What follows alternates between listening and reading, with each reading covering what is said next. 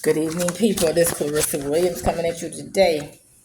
Most of you all know the reason why I'm posting these videos. Make sure you always look daily because I'm going to keep posting videos to my YouTube channel, which is Clarissa Speaks the Truth, because that's what I do. And I want every last one of y'all, if you're watching this video, to share this video with as many people as you can. You know, a news station in your area, you know, somebody that works for the feds, the Department of Justice, the Attorney General's office, somebody on the radio station that can help me get some national attention going to this case so I can get my daughter back. These people in Greenville, South Carolina, they kidnapped her from school. Greenville County, South Carolina, Department of Social Services went to her school, kidnapped her, didn't even tell me I was under investigation for abuse and neglect. Just took her from school, and my daughter ain't been home since. And they falsified documents. They changed dates. They changed doctor statements. They forged them. They got the forged documents notarized by DSS managing attorney Sam Weldon. And the three people that's mainly involved is Sam Weldon, that's the managing attorney, Casey Shaw, that's the supervisor, and Haley Rodgers, the lady with a whole bunch of different job titles over there. So and I'm fighting for my baby's return because since they did this, the judges at Greenville County Family Court has been trying to protect them and cover their crimes up. And I'm exposing them as well. And if you watch those videos, you'll see exactly the evidence on there. And I'm a whistleblower, and I'm blowing a whistle because they have been taking people's children with this little tactic they've been using. So y'all stay with me, follow me, and see how I've actually got some videos on there where it shows some judges falsifying documents. Sure have, and I'm gonna keep going with them. And I've named some of them. It's four of them that I've actually named, and there's some more employees I'm gonna be naming too that know about this and trying to cover it up and trying to silence me, and it ain't gonna happen. So today I'm gonna focus on that caseworker investigator Haley Rodgers and prove to you she's a liar, and nothing in this whole case needs to be dismissed because it's based on fraud. And that order that was issued to remove my baby from that from my custody, it's a fraudulent falsified court order from a judge, Judge Tarita A. Dunbar. So we're gonna say today is Haley Day. Haley, you signed a verification. It was filed with the clerk of the court, so it's part of the case. Personally appeared before me the affiant who, being duly sworn, disposes and says that he or she is the plaintiff's agent in the foregoing action, and that he or she has read the within complaint and upon information and belief knows the content of said complaint to be true. You sign this. It's a sworn statement. It was notarized on December 14th. You swore that this information is true. Okay, so let's move it. So this is the affidavit of reasonable effort. She says it's stamped December 14th too. Look like is that 1:14 p.m. That looks like. The affiant being duly sworn as a representative of the South Carolina Department of Social Services, Greenville County, states the following. The affiant is the investigator currently assigned to the above referenced case. That DSS did not have prior knowledge of this family prior to the removal of the minor child. You didn't know us. That no services have been offered for this involvement for this family. Under the circumstances and based on the nature of the allegations, DSS had no knowledge of this family prior to the removal of the minor child, and DSS was unable to provide services to prevent the necessity of the removal of the child. She said that twice. DSS had no knowledge of this family prior to the removal of the minor child. That don't even make no sense. So how did you find us? How did you find the school if you had no knowledge? How did you get to that school to go pick her up? You ain't had no knowledge of us. So okay, you ain't had no knowledge of me. You said it twice. Now let's look at this. It's an email right here. That's me. To Haley Rodgers at DSS. Haley, I want to follow up with you to see if you would still like to. Now let me say this. I met with this lady on November the 3rd, 2021. I was in my car about to leave. She called me, asked if she could meet with me. I said, sure. We met at a Waffle House in Malden. I talked to her. We talked for a long time. And she was like, can I please see your daughter? Do you have a problem with that? No, because I ain't got nothing to hide. It's all about transparency with me. No, sure. I said, I gotta go get her now. You can't be late picking her up. She don't like if I'm late. Um, so I'm like, sure, well, let me go get her, and we'll meet you. So I pick her up from school. We meet at a Taco Bell in Greenville. And I let her meet. I didn't tell my daughter nothing. I said, I want you to meet this lady. I didn't tell her nothing. Because I don't want it to seem like I had cursed her or anything, or I had coached her or anything like that. And she sat down and she talked with Haley at that Taco Bell. And I'm gonna let you see that too. So we back here. So you don't know me. Please let me know. So she said, Haley, I wanted to follow up with you to see if you still like to come back. Please let me know. November 10th, 10/21 at 12:00 a.m. in the morning, 12:08.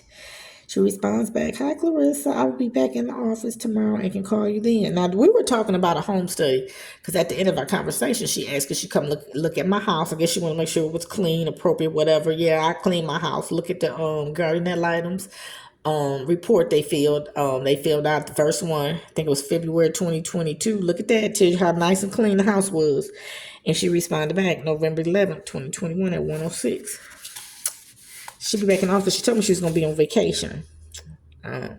She was back. I will be back in the office tomorrow. Then I responded back to Haley Rodgers, 3:30. Tomorrow the AC guy will be out from 11 to 1. And my baby gets out of school tomorrow at 1:30. Can we meet one day next week? That was, what time was that? 3:30. She responds back at 3:32, 2 minutes later. Yes, ma'am, I will give you a call tomorrow when I can look at my schedule. We can put something on the calendar. That's all. Next time I heard from that goddamn doggone lady was, I saw her face December the 14th, 2021 at Chinese restaurant. And I'm gonna tell you how we got there. When after they took my baby from school, she called me and asked me if I could meet her. I'm like, once again, the AC people out there working on the AC. I'm like, well, the AC guys are out here. That was in the one we ain't had heat for like an hour at that apartment. They've been fixing on that AC unit for the longest. And I was like, so that wouldn't be a good idea. So, but I can meet you. I can meet you at the restaurant down the street. And she was like, okay. So I'm sitting in the restaurant waiting for her. Police car pull in the parking lot. Then I see this big old white truck pull up and this white guy get out with a big long badge on. Sheriff, I know how those little badges look. And then I see her drop her little self out to the big old pickup truck. Let me tell you what she handed me. Handed me this right here. It said, we took custody of your baby. And she's in our custody. And you need to be in court tomorrow, family court tomorrow. And it tells you right here. The next day at 2 o'clock, I ain't had 24 hours to be in court. You see that? That's that little rubber stamp to read the number. Look at that. I don't understand that. This is what she gave me. It now, once again, it don't say nothing about why they took her, what I did to her. So I'm going to court. I don't even know why they took my baby. I don't know. I don't know. I do not know nothing. I almost had a heart attack. I almost had a stroke. I almost had a nervous breakdown. Somebody come into my life and take my baby. And I know I ain't hurt this baby. And I take really good care of my child. And I felt like I was in a communist country. That some Russian communists just came and took her from me. And South Carolina tells me I have a right to raise my child. And they just took my baby. And she ain't never been back with me home since December 14, 2021. So I'm proving that this lady is a liar. This is all she gave me. I told you all they do is change the child's name. And it's just some documents they staple together and give you. Just some documents. They're going to do a background check. That's all it says. It is hereby ordered. If the child is awarded to DSS, should have full authority to provide. You just took over her life and just stripped me of my parental rights. They don't even say nothing I did. This was her just to read done by order. Just take a child with something like this. Don't say nothing. come back down there. Once again, I also find the DSS has made reasonable efforts to prevent removal. We know that's a lie. That's a lie. You people just took my baby.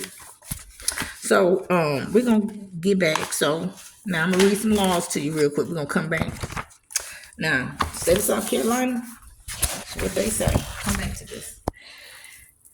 Section code 63-7-920, investigations and case determination. Within 24 hours of receipt of a report of suspected child abuse or neglect, or within 24 hours after the department has assumed legal custody of a child, pursuant to 63-7-660 or 63-7670, or within 24 hours after being notified that a child has been taken into protective custody, the department must begin an appropriate and thorough investigation to determine whether a report of suspected child abuse or neglect is indicated or unfounded, means guilty or non-guilty. The finding must be made no later than 45 days from receipt of the report. From receipt of the report. And I'm going to tell you why that's so important right here. Because this is where they're going to go to jail. Okay. On 10/27, Dr. John Melville, child abuse pediatrician at MUSC, stated, in my professional opinion, this case, what kind of case? Abuse and neglect case. So there was all this, they had already formed his opinion to an abuse and neglect case by 10/27. It's strongly concerning. Once again, some big old words that don't mean nothing for physical abuse and medical neglect. Mother's behavior seeking health care are inappropriate and harmful to this child. So you seek health care for your child, you doing something wrong, are inappropriate, only because of the color of my skin. Because people take their kids to the doctor all the time, have cancer, asthma, leukemia. It takes years and stuff to get a diagnosis. So 10/27 right there. And 10/27, when he said he had no counter. 10/27, that's his report. His opinion report is based exclusively on the information you stole out of my daughter's medical records. So when you count 45 days from 10/27, you come up with December 11th. That's the cutoff date. That is the cutoff date for this case.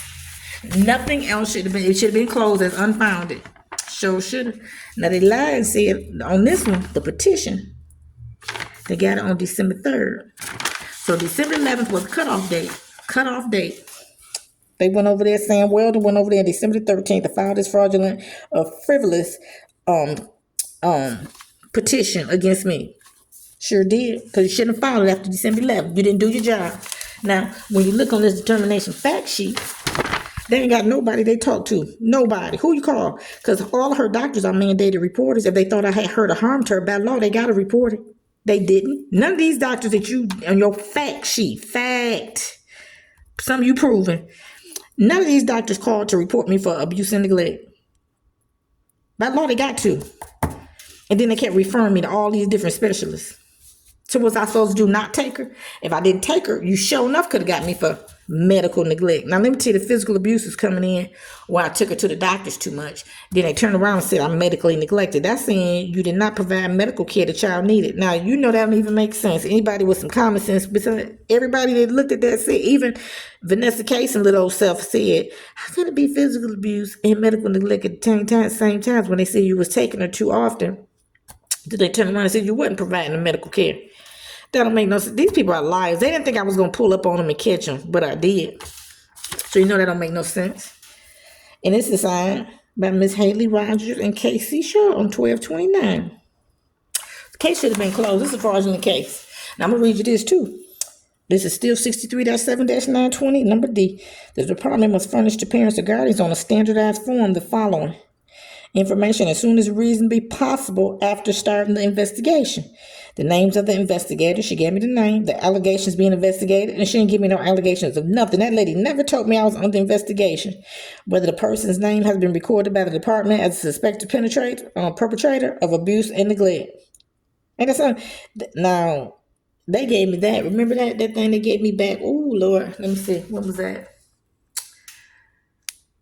That was the one that's on another video. That's dated 12/29 too. So they gave that to me on 12/29. But they ain't never tell me I was under investigation for nothing. And you got to do it as soon as you start investigating. I found out when they picked her up, when I went to the probable cause hearing on December the 15th.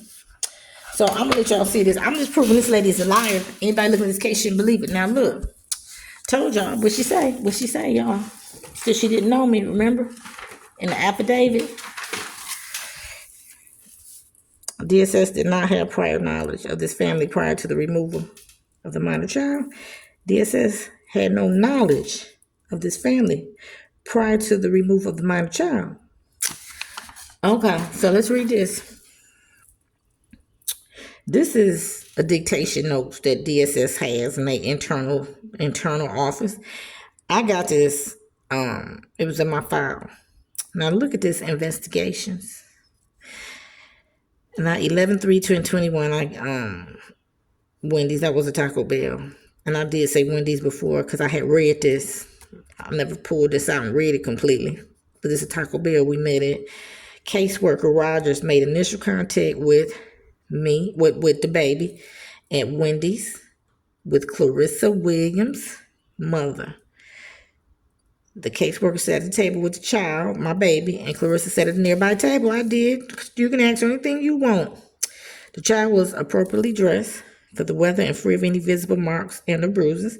Child stated that she is in the 8th grade at Legacy Middle, stated that she is doing okay in school, stated that she kind of likes school, stated that she plays volleyball for the school, states that they need to work on teamwork, stated that she feels safe, stated that she cannot think of a time when she did not feel safe, stated that she and her mom have a sickness, but no one can tell them what it is. They just keep itching, stated that they have been dealing with it since 2015, 2016.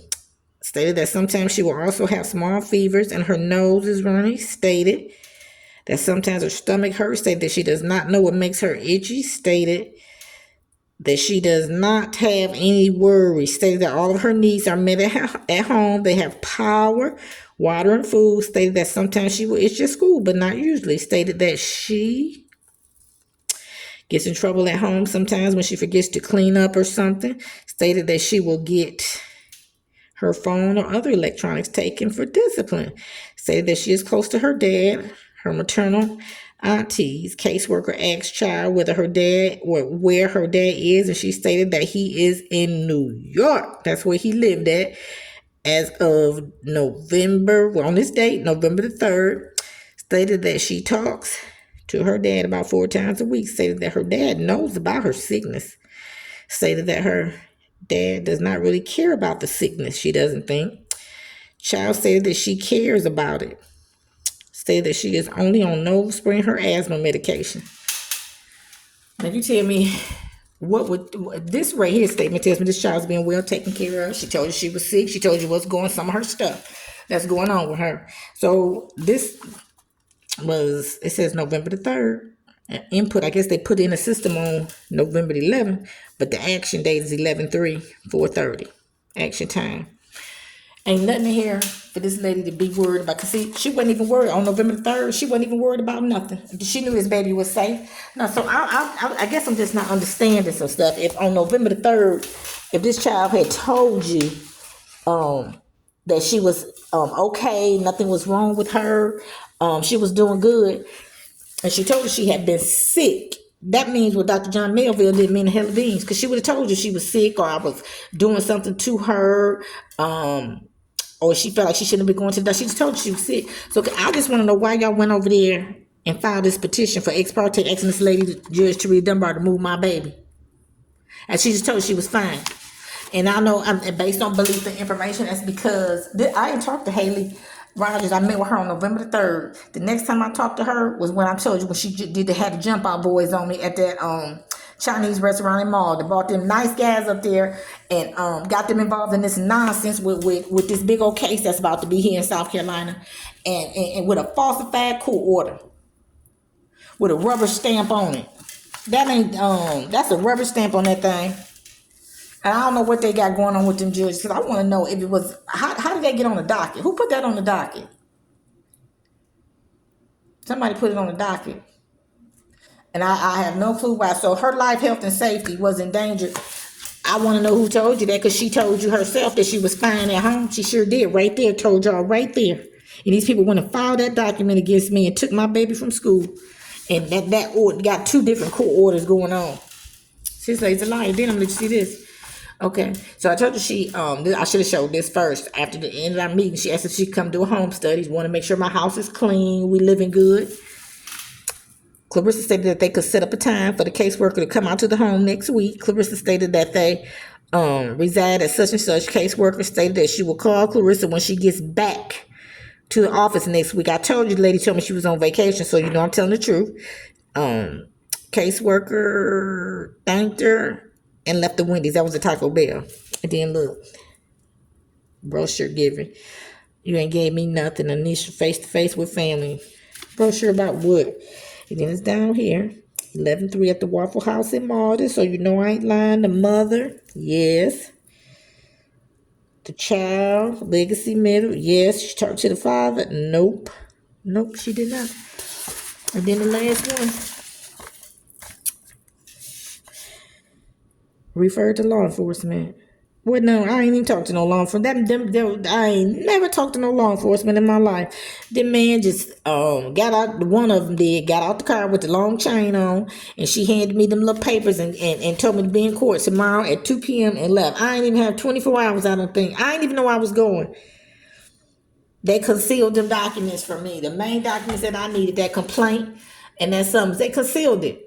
They ain't hand that to me till after the probable cause. After. That's denying me my right to due process. Talking about some law enforcement. What you gonna refer to them for? People don't refer cases to law enforcement. Y'all, Lord have mercy. Look at that. And then that's when on 14th they took her, put in foster care. See that? Sure did. So that's what we are with this. I'm just trying to show these people have committed crimes against me and my baby. And the sad part about it, they wouldn't even give it back. Now, most people, every time I talk to somebody, they got the kid back. They didn't want to give me my kid back because I knew what they had did was illegal. And I knew they illegally took my child. And they thought I was going to fold over and nobody was going to find out. But that's not going to happen. So once again, y'all please follow me, share these videos. I'm going to say it again wherever you know somebody on the radio, news station, Department of Justice, FBI, United States Attorney General, share these videos and share those ones because I got some videos showing those judges falsify court orders because this ain't right. You don't have a right to take somebody's child from them and falsify documents. They all need to go to jail and be in handcuffs. And I'm going to see how the state of South Carolina deal with their public service and DSS workers who kidnap children and don't follow the law. Y'all have a good day.